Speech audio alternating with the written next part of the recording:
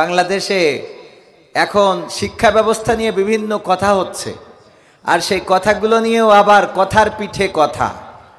Bangla cycle চালানো শেখানো হচ্ছে, টিডিং টিডিং, দেখেছেন না?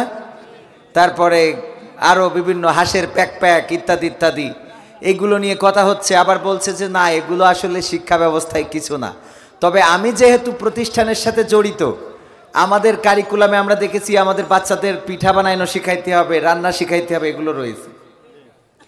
তো এখন এই পিঠা বানানো, রান্না শেখানো, এগুলো আমাদের যেহেতু শিখাতে বলছে, আমরা শিক্ষক, আমাদের শিখাইতে কোনো আপত্তি নাই। কিন্তু মূল শিক্ষাকে দূরে রেখে আমরা এগুলোকে প্রাধান্য দেব, আর তার জন্য মাদ্রাসা শিক্ষার দরকার আছে না নাই?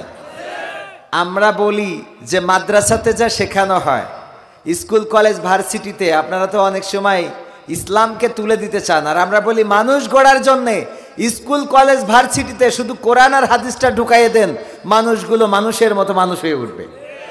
ঠিক না বে ঠিক? এখানে এত মানুষ, কোনো বিশৃঙ্খলা আছে? চেয়ার ছুড়াছুড়ি আছে? মারামারি হইহুল্লোড় আছে? নাই। কিসের জন্যে? শুধু কোরআনের সম্মান।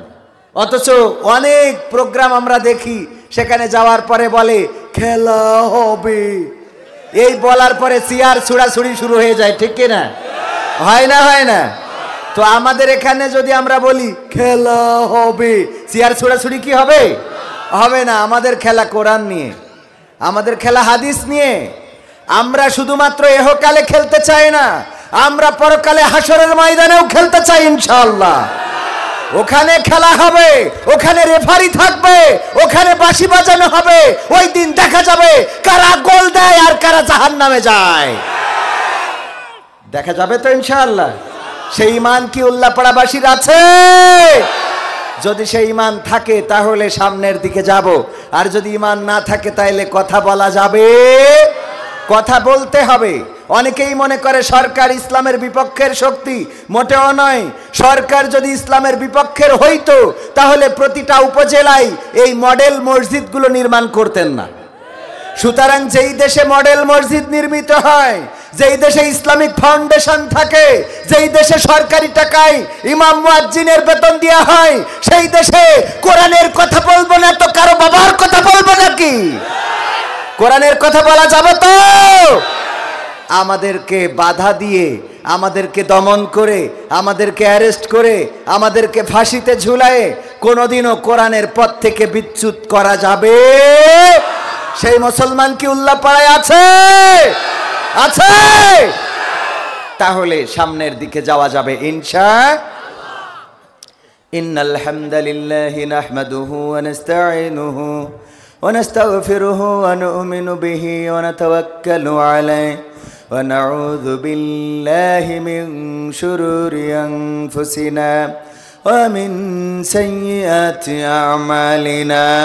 من يهده الله فلا مضل له ومن يضلله فلا هادي له ونشهد أن لا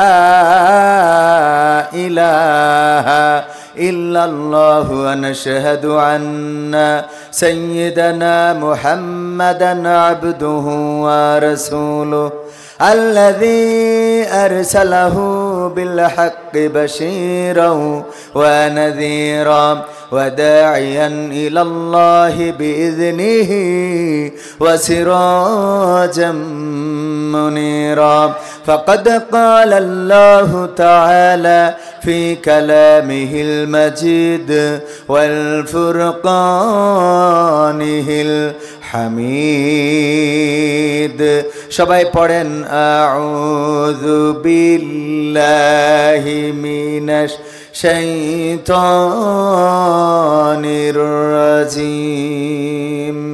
বিসমিল্লাহির রাহমানির রাহিম।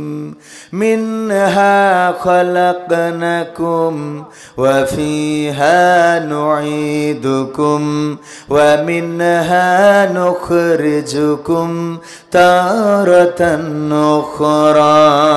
وقال الله تعالى في شانها ببي إن ইন্নাল্লাহা ওয়া মালাইকাতাহু ইউসাল্লুনা আলান নবী ইয়া আইয়ুহাল্লাযীনা আমানু সাল্লু আলাইহি ওয়া সাল্লিমু তাসলিমা আল্লাহুম্মা সাল্লি আলা সাইয়্যিদিনা মাওলানা মুহাম্মদ ওয়া আলা আলিহি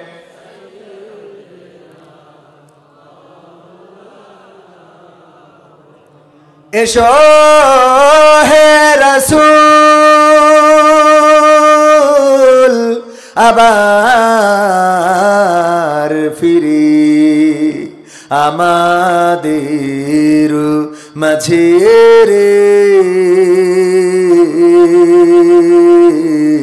নতুন করে খুতবা দিতে কাবার মিনার পরে আল্লাহুম্মা সাল্লি আলা সাইয়্যিদিনা মাওলানা মুহাম্মদ ওয়া আলা আলিহি সাইয়্যিদিনা নবীর নামে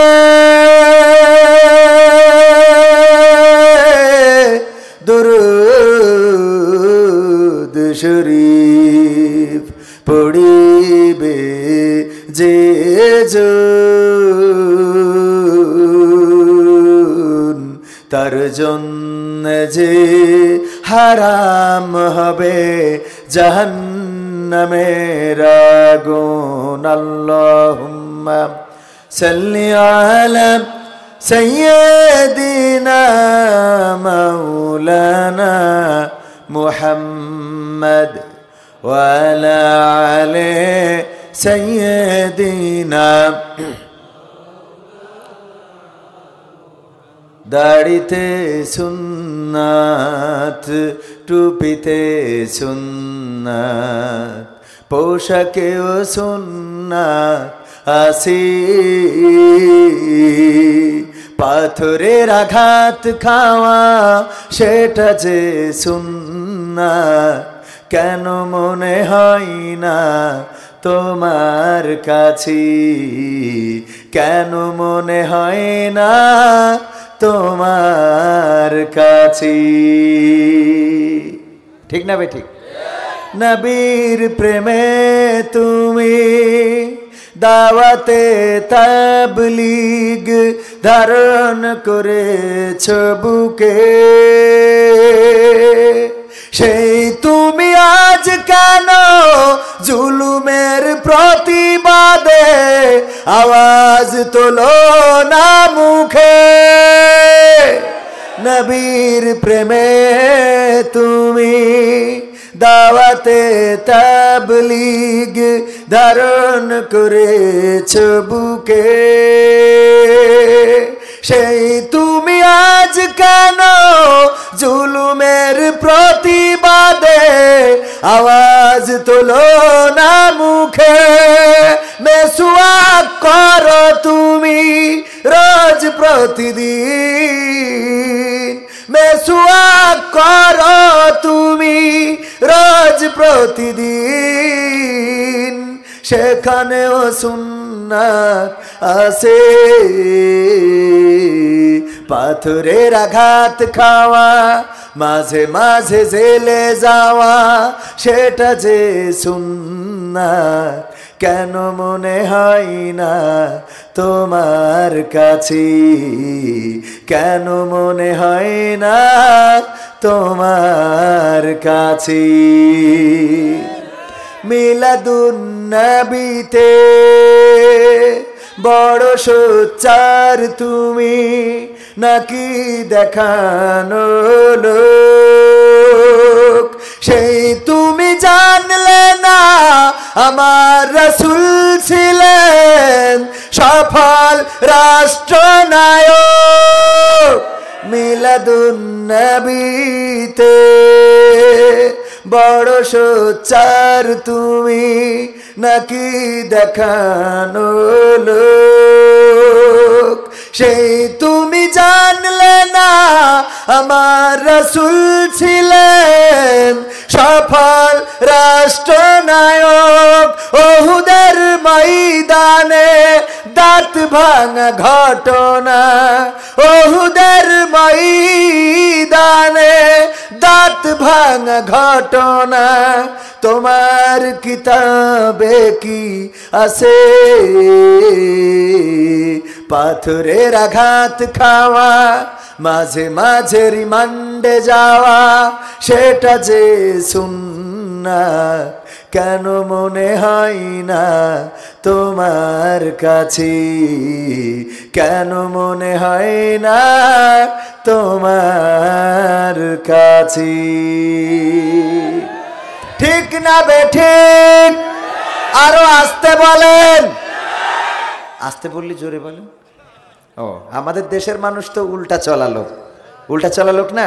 করোনাকালীন সময়ে সরকার বলল মসজিদ লিমিট করে দেয়া হলো, নামাজে বেশি লোক দেখতে চায় না। ওই সময় নামাজির এত ভিড় পড়ে গেল যে মসজিদ যার একতলা তার দুইতলা বানাইতে হয়েছে, যার বারান্দা নেই তার বারান্দা বানাই আরো সামনে চট বিছাইতে হয়েছে। ঠিক না বেঠিক? আর যেই মসজিদ খুলে দেয়া হলো সেই মসজিদ ফাঁকা হয়ে গেল। বন্ধ দিলে সেই জায়গায় বেশি ভিড়, যেটা বলে যে এটা করা যাবে না ওইটাই আমরা আকৃষ্ট হই বেশি। বলেন ঠিক না বেঠিক? আর যেটা করতে বলা হয় সেটাতে আমাদের দৌড়ঝাঁপ দেখা যায়। যেই কথাগুলো বললাম কোন কথাই কি ভেজাল আছে? ভেজাল নাই। কেন নাই? কারণ আমার রাসূল শুধু খাওয়ার শেষে মিষ্টি খান নাই, শুধু নামাজের আগে মেসওয়াক করেন নাই, শুধু লম্বা জুব্বা পাগড়ি টুপিতে সীমাবদ্ধ ছিলেন না, বরং আমার রাসূল আল্লাহ যে কিতাব দিয়েছেন, আল্লাহ যে আইন কানুন দিয়েছেন, যেই শরীয়ত দিয়েছেন সেটা রাষ্ট্রে প্রতিষ্ঠিত করার জন্যে নির্যাতন সহ্য করেছেন, কারারুদ্ধ থেকেছেন শিয়াবে আবি তালিবে। 3টি বছর আমার রাসূল কারারুদ্ধ থেকেছিলেন। শুধু তাই নয়, নিজের দেশে জায়গা হয় নাই, হিজরত করতে হয়েছে। তরবারি হাতে করে 27টি যুদ্ধের নেতৃত্ব দিয়েছেন। আমার রাসূল সাল্লাল্লাহু আলাইহি ওয়াসাল্লামের দান্ডান মোবারক ভেঙে গেছে, মাথার হেলমেট ভেঙে মাথায় ঢুকে গেছে। তায়েফের ময়দানে, তায়েফের রাস্তায় রক্ত ঝরেছে। আমার রাসূলের পায়ের জুতা আটকে গিয়েছে, রাসূল বেহুশ হয়ে গিয়েছেন, পড়ে গিয়েছেন। মক্কায় যখন নামাজে সিজদায় যেতেন তখন উটের পচা নাড়ি ভুড়ি আমার রাসূলের মাথার উপরে চাপিয়ে দেওয়া হতো, মাঝে মাঝে পাথর নিক্ষেপ করা হতো। আবু জাহেল মারলো, আমার রাসূলের মাথা ফেটে রক্ত বের হয়ে গেল। আমির হামজা রাদিয়াল্লাহু তাআলা আনহু উনি শিকার থেকে ফিরে এসে শুনলেন আমার রাসূলকে মেরেছে। এতিম নবীকে দেখার মতো কেউ নাই, তার পক্ষে কথা বলার মতো কেউ নাই, কারণ আমার বিশ্ব নবীর পিতাও ছিল না, মাতাও ছিল না। আমির হামজা এটা শুনে তাড়াতাড়ি চলে গেলেন, বললেন কে মেরেছে? বলল আবু জাহেল মেরেছে। আবু জাহেলকে ডাকা হলো, আবু জাহেল তুমি মেরেছো নাকি আমার ভাতিজাকে? আবু জাহেল বলল হ্যাঁ মেরেছি। বলল আমিও তোমাকে ছেড়ে দেব না বলে নিজের হাতের যে তীর ধনুক ছিল ধনুক দিয়ে আঘাত করলো। আবু জাহেলের মাথা ফেটে রক্ত বের হয়ে গেল। আমির হামজা ফিরে গেলেন নবী মুহাম্মাদের কাছে, যে বললেন ওগো মুহাম্মদ, আমি তোমার কাছে একটা সুসংবাদ নিয়ে এসেছি। সেটা হলো তোমাকে মেরেছে আবু জাহেল, তোমার মাথা ফাটিয়ে রক্ত বের করে দিয়েছি, আর আমি সেই আবু জাহেলের মাথা ফাটিয়ে রক্ত বের করে দিয়েছি। ওগো মুহাম্মদ তুমি খুশি হয়েছো কিনা বলো? আল্লাহর নবী জবাব দিয়ে বললেন ওগো আমার চাচা, কার মারলেন, কার মাথা ফাটালেন এটা বলে আমাকে খুশি করা যাবে না। আমি খুশি হব যদি আপনি আল্লাহর তাওহীদে স্বীকৃতি দেন, যদি আপনি পড়ে নিতে পারেন লা ইলাহা ইল্লাল্লাহু মুহাম্মাদুর রাসূলুল্লাহ সাল্লাল্লাহু। আল্লাহর নবীর চাচা কালেমা পড়লেন, বললেন ওগো মুহাম্মদ, আমি বুঝতে পেরেছি তুমি সাধারণ মানুষ নও, তুমি আল্লাহর নবী।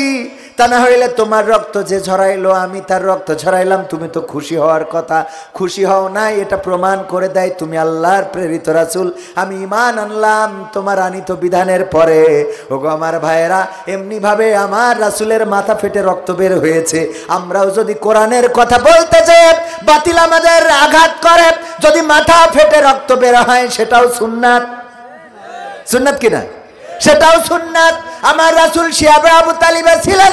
আজকে যদি কারো ভাগ্যে কারাগার জুটে যায় তাহলে সেটাও রাসূলের সুন্নাত। অস্বীকার করার সুযোগ আছে নাকি?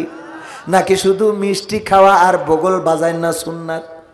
হ্যাঁ, মাঝে মাঝে হাদিয়া তোহফা পাইলে জান্নাতি ঘোষণা দেওয়ার ইমাম আছে না নাই? বড় বড় আল্লাহর ওলি আছে না নাই? হক কথাগুলো বাতিলের সামনে বলতে পারে না। ওগো আমার ভাইরা, আমি প্রথমেই যে আয়াতে কারিমা তেলাওয়াত করেছি, সবাই পড়েন।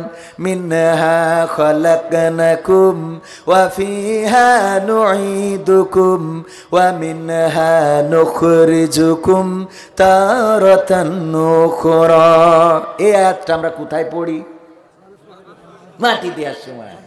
মানুষ যখন মারা যায় তখন এই আয়াতটা পড়ি। আসলে এই আয়াত কি ওই মরা মানুষের জন্য এসেছে নাকি? না, তার জন্য আসে নাই। এই আয়াতটা পবিত্র কোরআনের 20 নম্বর সূরার 55 নম্বর আয়াত, সূরা তাহা। সূরা তাহার 55 নম্বর আয়াত। আয়াতের শানে নজুল, আয়াতটা যার জন্য নাজিল হয়েছে সেটা হলো এই আয়াতটা ফেরাউনের জন্য নাজিল হয়েছে। আর আমরা মরা মানুষের শোনাই। নাজিল হয়েছে কার জন্য? ফেরাউনের জন্য। ফেরাউনের সামনে যে মুসা আলাইহিস সালাম বলতেছে, ওগো ফেরাউন শোনো, তোমার আল্লাহ রাব্বুল আলামিন এই মাটি থেকে সৃষ্টি করেছে, আবার তোমাকে এই মাটিতে ঢুকিয়ে দেওয়া হবে, আবার তোমাকে একদিন এই মাটি থেকে জীবন্ত করে উঠানো হবে। সুতরাং তোমার কেন এত অহংকার, কেন এত বড়াই, কেন এত লড়াই, কেন এত চেয়ারের বাহাদুরি, কেন আলেমদের পরে নির্যাতন, কেন আলেমদেরকে অ্যারেস্ট করো, কেন ফাঁসিতে ঝুলাও, কেন নির্বিচারে হত্যা করো, কেন সুস্থ মানুষকে হাসপাতালে ভরে মরা লাশ বানিয়ে বের করে দাও? কথা কি বোঝা গেছে? এটা কিন্তু ফিরাউনের কথা বললাম, আপনারা আবার অন্য জায়গায় লাগাইয়েন না। কারণ আমাদের দেশে তো ইউটিউবার ভাইদের তো বইলে বোঝানো যাবে না। কনকের পানি যে কনে লাগাই দেয় বলা কষ্ট। তো যাই হোক, আমি তো আলোচনা শুরু না করেই ওদিকে আলোচনায় চলে গেছি। 59তম, কততম? এখানে 59 বছর মানে বয়স, 59-এর উপরে বয়স কয়জনের একটু দেখি? 59-এর উপরে, 59-এর উপরে, 59-এর উপরে দেখেন মাত্র 20-30 জন হাত নামান, মাত্র 20-30 জন। অথচ প্রথম যেই বছর মাহফিল হয়েছিল সেই বছর শ্রোতা অন্তত 100-এরও বেশি ছিল। 100-এর বেশি তো ছিল না, হয়তো বা 1000 ছিল বা তারও বেশি ছিল। ও আমার ভাইরা, আজকে যারা আসে নাই, এখনো যারা দূরে রয়েছে, মাইকের আওয়াজ যারা শুনছে তাদেরকে বলতে চাই, 59তম মাহফিল এটা 1 দিয়ে শুরু হয়েছিল। কত দিয়ে? 1 দিয়ে শুরু হয়েছিল।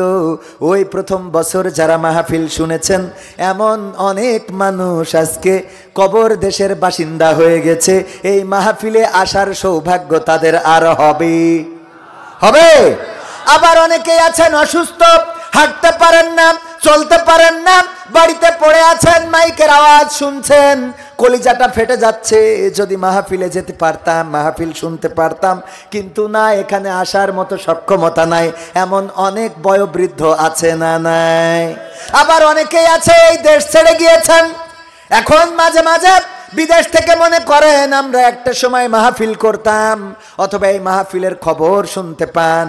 ওগো আমার ভাইয়েরা, এমনি ভাবে 59তম হয়ে গেল। একদিন 59 থেকে 100তম হবে, 159তম হবে না? 159তম যেদিন হবে ওই দিন আমি আপনি কেউ আর পৃথিবীর পরে থাকবো। তার মানে কত বছর পরে 159তম হবে? 100 বছর পরে। আল্লাহ রাব্বুল আলামিন যদি কাউকে কৃপা করে বাঁচিয়ে রাখেন, সেটা তো আল্লাহর হিসাব যে বাঁচিয়ে রেখেছেন, একেবারে নিজে হাতে করে যদি বাঁচিয়ে রাখেন সেটা ভিন্ন কথা। কিন্তু বর্তমান যে সিচুয়েশন, বর্তমান যে পরিবেশ, বর্তমান যে হায়াত, সেই হায়াতে আমরা কল্পনা করে নিতে পারি, ধরে নিতে পারি 100 বছর পরে আমরা কেউ থাকবো। সুতরাং আমরা যেহেতু চলেই যাব, যেখানে যাব সেখানে যাওয়ার মতো কিছু আসবাবপত্র নিয়ে যাওয়ার দরকার আছে না নাই? শীতের রাত, শীতকাল, এখন শীতের সময়। যদি মেহমান বাড়িতে আসতে চায় তাহলে আগে বাক্স আগলা করে দেখে শীতের কাপড় আছে না নাই, ঠিক না বেঠিক? আবার যদি আপনি বাড়ি থেকে বের হন, যাবেন ঢাকায়, বের হয়েছেন, হঠাৎ করে মেন রোডে গিয়েছেন, মনে পড়েছে শীতের জ্যাকেটটা থুয়ে আইছেন, বলেন জ্যাকেট না নিয়ে বাসে উঠবেন নাকি? না, কারণ কি শীতের সময় গুছিয়ে নিবেন জ্যাকেট প্যাকেট যা কিছু আছে, কম্বল, খেতা, বালিশ, সম্বল নিয়েই যাবেন। কারণ এই শীতের সময় যদি আপনার গায়ের পোশাক না থাকে বেকায়দায় পড়ে যাবেন, শীতে ঠক ঠক ঠক ঠক করে কাঁপতে হবে।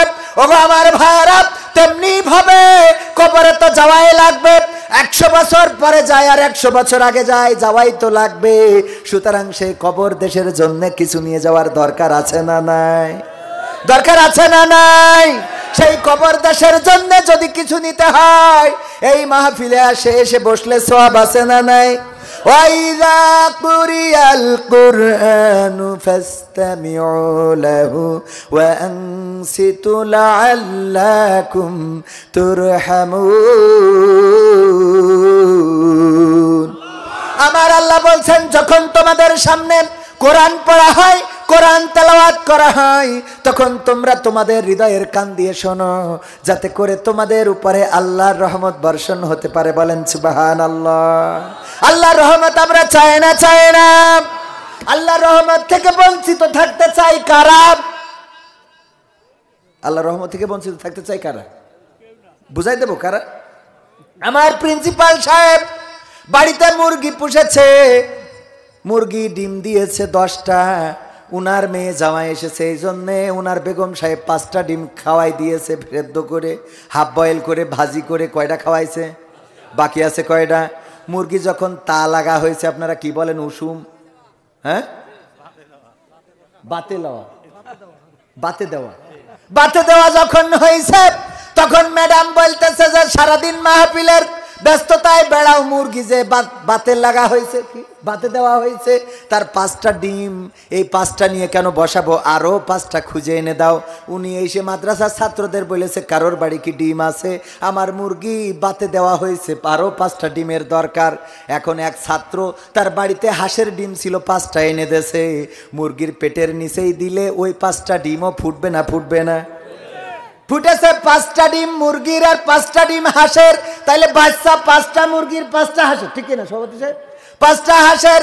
সকালবেলা মুরগি ওয়াজ করতেছে, ও আমার বাচ্চারা শোনো, তোমরা আমার কাছাকাছি থাকবা শীতের সময়, তোমরা দয়া করে যেন ঠান্ডা লাগাবা না, কুয়াশায় ভিজবা না, তোমরা পানি কাদা যেখানে সেখানে যাবা না, আমার কাছাকাছি থাকবা, আমি যেভাবে চলি সেইভাবে চলবা, আমি যা করি তাই করবা, এর বাইরে যেন তোমরা যাবা না।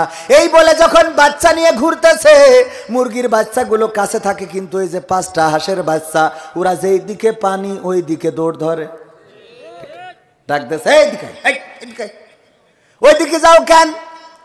5টা বাচ্চা দেখো আমার কাছে থাকে, তোমরা 5টা, তোমাদের সমস্যা কি? তোমরা কেন কাদা পানির দিকে যাও? উপরে তো ইসরায়েল ঘুরে বেড়ায়, যে কোনো সময় তোমারে সবল দিয়ে নিয়ে চলে যেতে পারে। সুতরাং আমার কাছাকাছি থাকো, আমার পেটের নিচে থাকো। এই কথা বলার পরে যখন ঘুরে বেড়াচ্ছে, হঠাৎ করে একটা টিউবওয়েলের পাশে ওই যে গর্ত থাকে, খানা, পচা খানা পাওয়ার পরে ওই 5টা হাঁসের বাচ্চা মনে করছে ঈদের চাঁদ উদয় হয়ে গেছে, ঠিক না? ঈদের চাঁদ উঠে গেছে, ওই খানার মধ্যে নামিয়েতে এইবার কিলিবিলি কিলিবিলি করে কায়দা মতো গোসল করা শুরু করে দিয়েছি। মুরগি বলছে, তোদের আর ওয়াজ শোনাবো না, কারণ আমার বুঝা শেষ। এই যে 5টা আমার কাছে আছে, এই 5টা আমার জাতের, আর তোরা হলি বেজাত। কথা কয় না? এই জন্য তোরা আমার পেটের নিচে থাকিস না, আমার সামিয়ানার নিচে থাকিস না, আমি এত ওয়াজ শুনাইলাম, এত কথা বললাম, তাও তোদের কানে লাগে না। পচা কাদা পানি তোদের এত ভালো লাগে। আমার বুঝা শেষ, এই পাঁচটা আমার জাতের বাচ্চা, কিন্তু তোরা বেজাতের বাচ্চা, তোদের আমার সাথে থাকার দরকার নাই। তেমনি ভাবে কোরআনের মাহফিল, মসজিদ, মাদ্রাসা, ইসলাম, আল্লাহর রাসূলের সুন্নাত, জীবন বিধান, এইগুলো তাদেরই ভালো লাগবে যারা জাতের। আর যারা জাতের না তারা ওই তাসের আড্ডায় থাকবে, ক্যারাম বোর্ডের আড্ডায় থাকবে। আর পরের দিন সকালে বলবে হুজুর এসে রাজনীতির কথা কয়েছে। কথা কয় না। এখন তো কথা বলার উপায়ই নেই। আসার আগে আমার প্রিন্সিপাল সাহেব, শুধু এখানে না সব জায়গায় বলে, হুজুর সময়টা তো বড্ড খারাপ, আপনি তো ভাই সব জানেন, বুঝে শুনে কথা বলে ওয়াজের রীতি টানেন। উস্কানি ফুস্কানি মূলক বলবেন না কোনো কথা, এই মঞ্চে রাজনীতি ভাই করবেন না অযথা। আমরাও ভাই কুরআন জানি, মানি মোটামুটি, ঝামেলাতে থাকি মাঝে মাঝে নিয়ে ভোটা ভুটি। মক্তবেতে শিখেছিলাম আলিফ বা তা সা, কোরআন হাদিস মোটেও জানি না এমন কিন্তু না। তাই রাজনীতি চলবে না ও হুজুর, রাজনীতি চলবে না, তাই রাজনীতি চলবে না ও ভাই, রাজনীতি চলবে। এবার বলছে হুজুর শোনেন, আপনি মনে করছেন এটা প্রথম মাহফিল না, এটা হলো 59তম। এর আগে অনেক মাহফিল হয়েছে, ঢাকার থেকে হুজুর আনিলাম, কত সুন্দর সুন্দর ওয়াজ করে গেছে। আমি বললাম কি ওয়াজ করেছে? কয় অমুক হুজুর ওয়াজ করিল কত মধুর সুর, কবরেতে গেলে পাবো 70,000 হুর। এমন ওয়াজ আছে না নাই? এরকম হুরের ওয়াজ করলে কি কোনদিন এইটা পাওয়া যাবে? কোনদিন ফাঁসির রশি আসবে? কোনদিন কারাগারের জীবন জুটবে? না, জুটবে না। বরং মাঝে মাঝে সিমাই রুটি হালুয়া গোশত পাওয়া যাবে রে। যাবে না, যাবে না। কালেমা আমরা কি শিখলাম? কালেমায় যদি উদাহরণ দিই, কোন ফকির যদি কাউন্সিলের সামনে, কোন ফকির যদি উপজেলা পরিষদের সামনে, কোন ফকির যদি জেলা পরিষদের সামনে, এমনকি সংসদ ভবনের সামনে, বঙ্গভবনের সামনে দাঁড়িয়ে ভিক্ষা করে, লা ইলাহা ইল্লাল্লাহ, মা দুটো ভিক্ষে দাও, লা ইলাহা ইল্লাল্লাহ, বাবা দুটো ভিক্ষা দাও, ভিক্ষা পাবে না? পাবে না? পাবে কি না? ভিক্ষা পাবে। আবার ওই জায়গায় যদি দাঁড়ায় প্রিন্সিপাল বলে লা ইলাহা ইল্লাল্লাহ, ও চেয়ারম্যান আল্লাহ ছাড়া তোমার আইন মানব না, ভিক্ষে দেবে? যদি বঙ্গভবনের সামনে বলে লা ইলাহা ইল্লাল্লাহ, ও রাষ্ট্রপ্রধান তোমাদের আইন চলবে না, কার আইন চলবে? আল্লাহ ছাড়া তো কোনো ইলাহ নেই, আইন চলবে কার? যদি এই কথা বলে ভিক্ষা দেবে না, কষানি দেবে? কষানি কষা থাকবে। শুধু তাই না, পুলিশ ডেকে বলবে ধরো ধরো রে, পাওয়া গেছে দেখো, কই মাছের মতো উঠে বাড়ির পথ চলে গেছে। তাহলে এক কালেমায় কি ভিক্ষা মেলে, আর এক কালেমায় কি মেলে? জেল জুলুম মেলে না? মেলে না? কালেমা তো একই, শুধুমাত্র ওই যে বুঝার সমস্যা, তাই না? বুঝার সমস্যা। অনেক হিন্দু আছে কলেমা পড়ে, কয় লা ইলাহা ইল্লাল্লাহ, পড়লে কি মুসলমান হয়ে যায়? মানার দরকার আছে না নাই? ও আমার ভাইরা, যাই হোক, কি বলে হুজুর, অমুক হুজুর ওয়াজ করে কত মধুর সুর, কবরেতে গেলে পাবো 70,000 হুর। অনেক দোয়া আছে পড়লে কোটিতে সওয়াব, সারা জীবন পাপ করিলেও পেয়ে যাব মাপ। বাপ দাদার নাজাত দিতে করেছি 40। আমার বেলায় 4টা গরু গোয়াল ঘরে পুষা। আমিও ভাই কিছুটা জানি, মানি না তা না। ছোটবেলায় শিখেছিলাম আলিফ বা তা সা। তাই রাজনীতি চলবে না ও হুজুর, রাজনীতি চলবে না। তাই রাজনীতি চলবে না ও ভাই, রাজনীতি চলবে। এবার বলছে হুজুর শোনেন, আপনি মনে করছেন আমরা ইসলাম মানি না, ইসলাম জানি মানি।